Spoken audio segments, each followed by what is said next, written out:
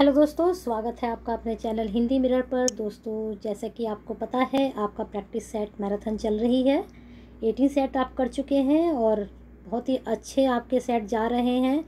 19 आपके लिए तैयार है और जो प्रश्न आपके लिए छोड़कर गए थे उसका उत्तर भी तैयार है। आगे से फिर प्रश्न शुरू करते हैं।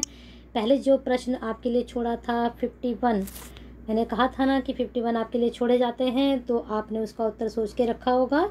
अगर आपने उत्तर सोच कर रखा है तो उत्तर आपने लगाया होगा फातिमा बीबी।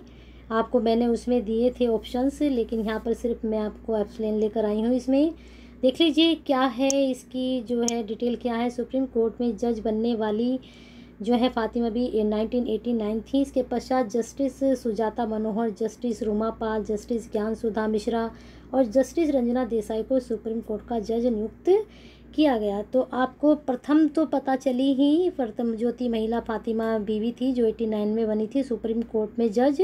उसके बाद की भी जितनी बनी हैं उनके बारे में भी आपको जानकारी मिल गई है। इस प्रकार से आपके 51 का ये आंसर तैयार हो चुका है। और दोस्तों, मैंने जानकारी और देनी है आपको। आपकी जो यूनिट वाइज हैं मैंने जो है शुरू की है।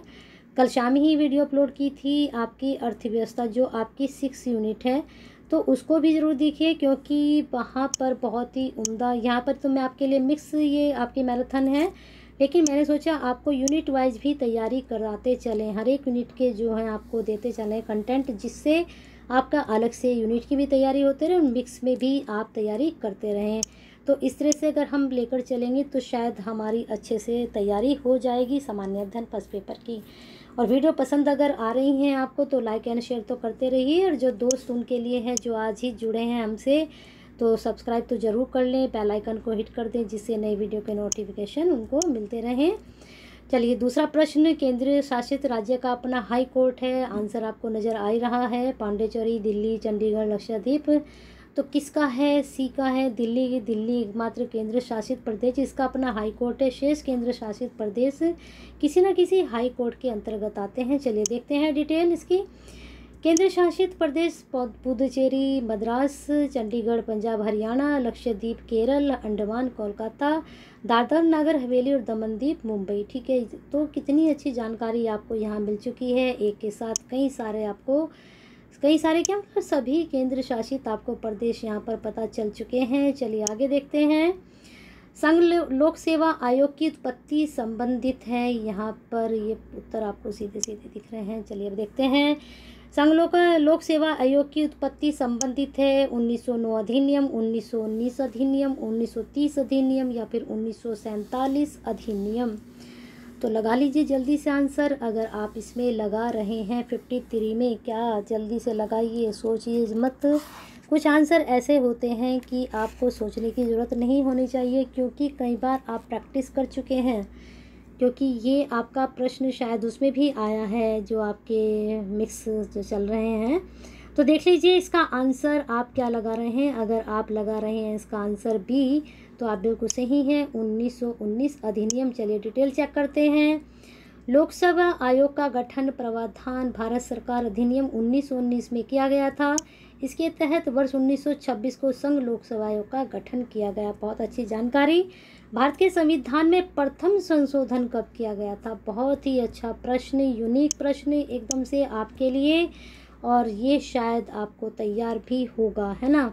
54 का क्या होना चाहिए? जल्दी से लगा लीजिए। अगर 54 का आप लगा रहे हैं ए, तो आप बिल्कुल सही हैं, 1991 प्रथम संशोधन किया गया था। चलिए जानकारी देखते हैं। भारतीय संविधान के प्रथम संशोधन वर्ष 1951 में किया गया था। इसके द्वारा संविधान में 9वीं अनुसूची जोड़ी गई। इस अनुसूची में ऐसे मुद्दों को रखा गया था जिसे न्यायालय में चुनौती नहीं दी जा सकती थी। इसका उद्देश्य भूमि सुधार को लागू करना था। तो ये तो उम्दा जानकारी है आपके लिए, वर्तमान के लिए भी। निम्न में से किस देश ने सबसे पहले यूएनए की सदस्यता से अपने को अलग किया लेकिन फिर उसमें शामिल हो गया? तो यूएसएसआर, पाकिस्तान, इंडोनेशिया, फिलीपींस। बताइए कौन? तो 55 में अगर आप आंसर लगा रहे हैं सी, इंडोनेशिया, तो आप बिल्कुल सही जा रहे हैं। मुझे लगता है सबके नंबर बड़े अच्छे जा रहे हैं। डिटेल चेक करते हैं। 1950 में इंडोनेशिया यूएनओ का सदस्य बना था, लेकिन 1965 में मलेशिया को यूएनओ का स्थायी सदस्य बनाने के कारण उसके विरोध में इंडोनेशिया ने यूएनए की सदस्यता से त्यागपत्र दे दिया था, किंतु 1966 में पुनः इसकी सदस्यता को ग्रहण कर लिया।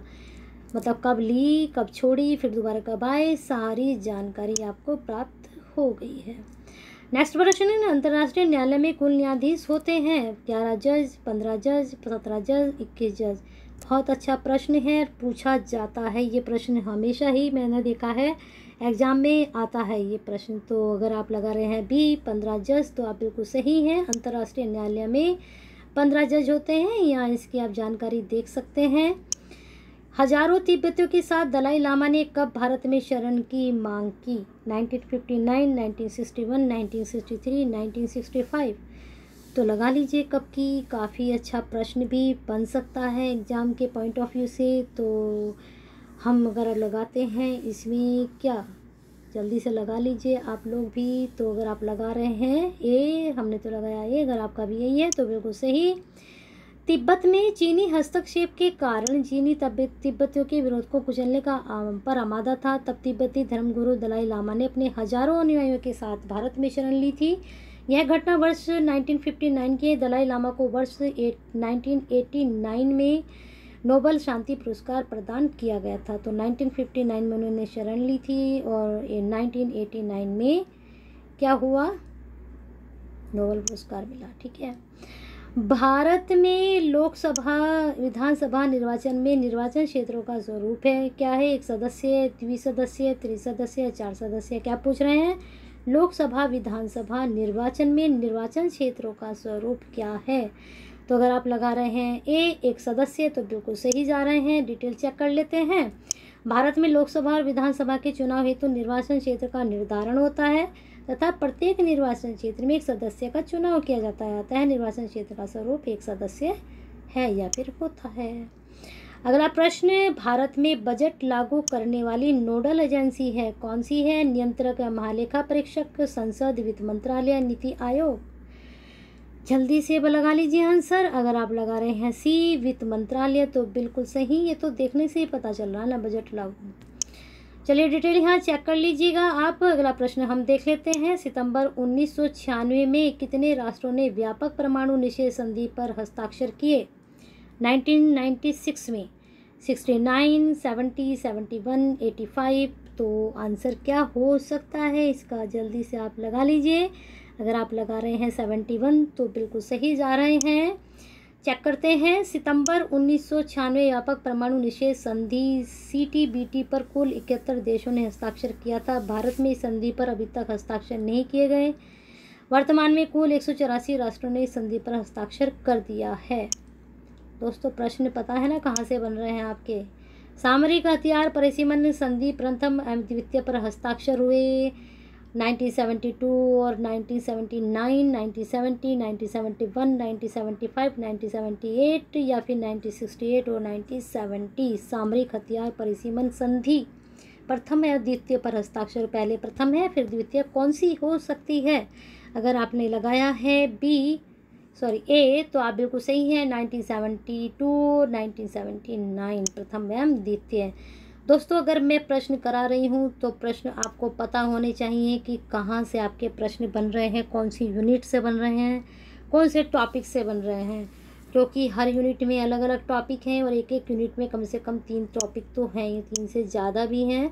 लेकिन टॉपिक कौन सा है अगर आप प्रश्न कर रहे हैं तो आधा क्या मतलब आपका 25 काम तो यही ख़त्म हो जाता है अगर आपको पहचान हो जाती है कि प्रश्न कहाँ से लिया गया है। ठीक है, तो देखते हैं इसकी डिटेल आप चेक कर लेना। ठीक है, चलिए आगे चलते हैं प्रश्न पर। गेट के स्थान पर विश्व व्यापार संगठन कब अस्तित्व में आया? बहुत अच्छा प्रश्न है आपका। 1 जनवरी 1995, 1 जनवरी 2000, 9 जनवरी 1997 या 20 मार्च 1995, यानी कि 1 जनवरी 1995, 1 जनवरी 2000, 9 जनवरी 1997, 20 मार्च 1995। तो लगाया आंसर आपने? चलिए लगा लिया है तो एक है तो बिल्कुल सही है। चलिए चलते हैं। क्या है गेट? 1 जनवरी 1948 को अस्तित्व में आया। वहीं उरुग्वे दौर की वार्ता 1986 से 94 के पश्चात माराकेश समझौता के फलस्वरूप 1 जनवरी 1995 को विश्व व्यापार संगठन WTO के रूप में अस्तित्व में आया। ठीक है, तो पता ही है ना सबको, इसको बोलते हैं।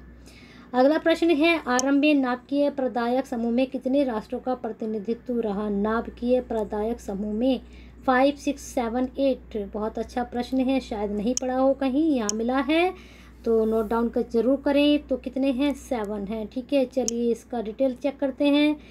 18 मई 1974 को जब भारत ने अपना प्रथम परमाणु परीक्षण पोखरण राजस्थान में किया तो विश्व के परमाणु संपन्न देशों ने नाभिकीय प्रदायक समूह NSG की स्थापना की। इसमें कुल 7 सदस्य राष्ट्र थे, USA, Canada, Britain, France, Germany, Japan, Soviet संघ। वर्तमान में NSG में कुल 48 सदस्य हैं। तो वर्तमान भी आपको पता चल गया, और जो बीत चुका है बहुत पुराना वो भी आपको ज्ञान प्राप्त हो गया है। और इस ज्ञान को बांटते रहिए, लाइक एंड शेयर करते रहिए। ग्वादर बंदरगाह किस समुद्र के किनारे स्थित है? बंगाल की खाड़ी, अटलांटिक समुद्र, अरब सागर, हिंद महासागर। तो अगर आप आंसर लगा रहे हैं इसमें कौन सा? सी, अरब सागर, तो बिल्कुल सही जा रहे हैं। यहाँ पर डिटेल है, चेक कर सकते हैं। अगला प्रश्न है, किस वर्ष बांडुंग सम्मेलन संपन्न हुआ? आज तो सारे हम सम्मेलन पर ही आ गए हैं, तो आंसर क्या होना चाहिए? 1955, 1966, 1956, 1954। तो अगर आप आंसर में जा रहे हैं किसमें? ए में, तो बिल्कुल सही जा रहे हैं। चलिए डिटेल चेक करते हैं। बांडुंग सम्मेलन का आयोजन 18 अप्रैल 24 अप्रैल 1955 तक इंडोनेशियाई शहर बांडुंग में किया गया था। इस सम्मेलन में एशिया और अफ्रीका के देश शामिल थे। गुटनिरपेक्षता के चिराग इसी सम्मेलन में दिखने लगी थी। ठीक है, बहुत अच्छी जानकारी प्राप्त हुई। किस वर्ष में भारत ने इजराइल के साथ कूटनीतिक संबंध स्थापित किए? 1990, 1991, 1992, 1995। तो 68 का अगर आप आंसर लगा रहे हैं, क्या सी 1992? तो बिल्कुल सही है। चलिए डिटेल चेक करते हैं। इजराइल पश्चिम एशिया के एक प्रमुख यहूदी देश है। भारत में सन 1992 में इजराइल के साथ अपने कूटनीतिक संबंध की शुरुआत की थी। इजराइल यात्रा करने वाले भारत के प्रथम प्रधानमंत्री नरेंद्र मोदी हैं। इनके इस यात्रा के संबंध में और गति आई है। तो बहुत अच्छी जानकारी आपको प्राप्त हुई है। ठीक है, आपको एक के साथ में कई सारी जानकारी प्राप्त होती हैं, तो कुछ तो आनंद लीजिए इनका। ठीक है, उत्तर अटलांटिक संधि संगठन में कितने सदस्य राष्ट्र हैं? 18, 29, 28, 30। तो 69 का आपका उत्तर क्या होना चाहिए? डी, 30। दोस्तों ये जानकारी जो प्राप्त है एग्ज़ाम के पॉइंट ऑफ व्यू से तो पढ़िए ही, साथ में जो है अगर आप इन जानकारी को नोट डाउन करते हैं और इनको याद भी रखते हैं तो कहीं आप इनको शेयर भी कर सकते हैं, अपने साथ बैठकर इनको डिस्कस भी कर सकते हैं। वर्तमान में नाटो की संख्या 30 है। नाटो अर्थात उत्तर अटलांटिक संधि संगठन। ठीक है, अभी तक आपको नाटो शब्द तो पता था, लेकिन शायद ये नहीं पता था इसको उत्तरी अटलांटिक संधि संगठन बोलते हैं। 4 अप्रैल 1949 को सोवियत संघ के प्रसार को रोकने के उद्देश्य से पश्चिमी देशों द्वारा इसका क्या किया गया था? गठन किया गया था। इसका मुख्यालय ब्रुसेल्स, बेल्जियम में है। बहुत ही उम्दा जानकारी। चलिए अगला प्रश्न, ऑपरेशन शक्ति पोखरण प्रथम और पोखरण द्वितीय संपन्न हुआ। यहाँ पर सन दिए गए हैं, कब से कब तक, प्रथम कब हुआ और द्वितीय कब हुआ। तो देख लीजिए, आंसर लगा लीजिए, हमारे साथ जाइए ए के साथ। ठीक है, चलिए आगे चलते हैं, डिटेल चेक कर लीजिए। भारत ने अब तक 2 बार परमाणु परीक्षण क्रमशः 1974, 1988 में कर चुका है। मई 1974 में किए गए परीक्षण का लोगो स्माइलिंग बुद्धा था। तो इसके साथ साथ आपको बहुत अच्छी जानकारी और मिल गई है। मानव अधिकार आयोग का मुख्यालय कहाँ है? न्यूयॉर्क में, वियना में, जिनेवा में या फिर हेग में। तो 71 का आपका उत्तर है जिनेवा में। ये तो आम प्रश्न है, आपको सभी को पता होगा। कंपटीशन हम लोग काफ़ी टाइम से देते आ रहे हैं, तो इतनी तो नॉलेज, आखिरकार आप लोग असिस्टेंट प्रोफेसर बनने जा रहे हैं, तो इतनी जानकारी तो आप में है ना। चलिए अगला देखते हैं। सादा ए सरहद दिल्ली लाहौर बस का शुभारंभ किया गया था किसके द्वारा? इंद्र कुमार गुजराल, राजीव गांधी, अटल बिहारी वाजपेयी, मनमोहन सिंह। तो अगर आपने लगाया है अटल बिहारी वाजपेयी तो बिल्कुल सही है। ये बहुत अच्छी पहल थी, लेकिन शायद ज़्यादा नहीं चल सकी। दिल्ली लाहौर बस सेवा सदा ए सरहद का शुभारंभ वर्ष 1999 तत्काल प्रधानमंत्री अटल बिहारी वाजपेयी ने की थी। वाजपेयी सब बस से लाहौर तक की यात्रा की थी। इसी के पश्चात कारगिल घुसपैठ की घटना भी, जिस कारण भारत पाक युद्ध हुआ था। ठीक है दोस्तों, तो आपको कितनी अच्छी जानकारी इससे संबंधित मिली। चलिए आगे चलते हैं। OAS किस वर्ष में स्थापित हुआ? क्या है OAS? अगर दिमाग दौड़ा सकते हैं तो दौड़ाइए। किसको बोलते हैं OAS? पहले इसको स्थापित किस वर्ष में स्थापित हुआ देख लीजिए। 1948, 1949, 1950, 1951। पता है ना, मैं आपको पूरी जानकारी देती हूँ आंसर की। तो OAS आप सोच के रखिए आप क्या सोच रहे हैं। अब मुझे लगता है इसका आंसर भी आप नहीं लगा पाएंगे, तो मैं बता देती हूँ। इसका आंसर है A 1948। चलिए सारी जानकारी देखते हैं क्या है ये। OAS Organization of American States, ठीक है, इसकी आपको फुल फॉर्म भी पता चल गई है साथ में, की स्थापना अप्रैल 1948 को कोलंबिया में हुई थी। संगठन का मुख्यालय वाशिंगटन DC में है। वर्तमान में इसके कुल 35 सदस्य देश हैं। चलिए आगे देखते हैं। लूट प्रणाली किस देश में अधिक प्रचलित है? भारत, जर्मनी, ब्रिटेन या फिर अमेरिका? कुछ अलग ही प्रश्न नजर नहीं आ रहा आपको ये? तो इसमें बता दें कि अमेरिका में है। डिटेल क्या है इसकी चेक कर लेना आप लोग। आगे चलते हैं। ब्रिटिश संसद द्वारा अधिकृत व भारत में शासन के लिए ब्रिटिश संसद में निम्न में से कौन उत्तरदायी था? भारत सचिव, भारत परिषद, गवर्नर जनरल और उसकी परिषद। तो 75 का उत्तर अगर आप लगा रहे हैं ए भारत सचिव, तो बिल्कुल सही जा रहे हैं। देखते हैं डिटेल। विक्टोरिया घोषणा जो पत्र था 1858 नवंबर इलाहाबाद के पश्चात भारतीय प्रशासन सीधे ब्रिटिश क्राउन के अधीन चला गया था। तत्पश्चात भारत का शासन चलाने के लिए 15 सदस्यीय भारत सचिव की नियुक्ति की गई थी। ठीक है, कहाँ से प्रश्न बन रहे हैं देख लीजिए, पता चल ही गया होगा आपको प्रश्न कहाँ से बन रहे हैं अब इस टाइम। सूरत में अंग्रेजों को व्यापारिक केंद्र स्थापित करने की अनुमति किस मुगल बादशाह ने दी थी? हुमायूं, बाबर, जहांगीर, अकबर? तो लगा लिया होगा आंसर। तो जहांगीर ने ये प्रदान की थी क्या? व्यापार करने के लिए, लेकिन उन्होंने ये नहीं कहा था कि आप यहाँ पर बस जाना। चलिए, अरे पता भी नहीं चला, हमारे 25 प्रश्न कंप्लीट भी हो चुके हैं। और मुझे तो ये प्रश्न आपको जो है किस में डालना था, आपके क्या कहना चाहिए, आपके जो है प्रश्न में डालना था कि इसका उत्तर आपको सोच के रखना है और कल आपको इसका आंसर देंगे। लेकिन डिटेल हम इसकी कल बताते हैं आपको। जहांगीर ने शुरुआत की थी, लेकिन कैसे की थी, किस तरह से हुई थी, डिटेल कल बताते हैं आपको डिटेल में। 25 प्रश्न कंप्लीट हो चुके, मुझे पता भी नहीं चला, इतनी अच्छी वीडियो बनी आप तय करेंगे। ठीक है, और लाइक एंड शेयर तो आपका तय कर देगा कि वीडियो आपको कैसी लगी है और हिंदी मिरर के साथ आप किस तरह से जुड़े हैं और किस तरह से जुड़े रहेंगे।